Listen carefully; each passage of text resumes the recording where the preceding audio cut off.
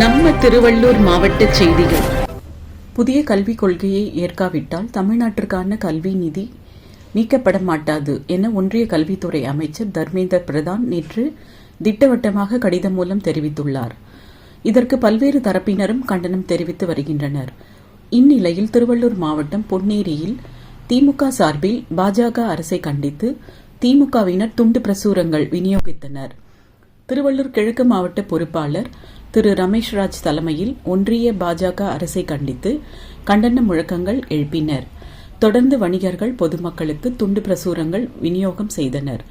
ஒன்றிய பாஜக அரசே, இந்தி திணிப்பை உடனே நிறுத்து என அச்சிடப்பட்ட துண்டு பிரசுரங்களை திமுக மாவட்ட பொறுப்பாளர் திரு ரமேஷ்ராஜ் தலைமையில் விநியோகித்தனர். செய்தியாளர் மாறன்.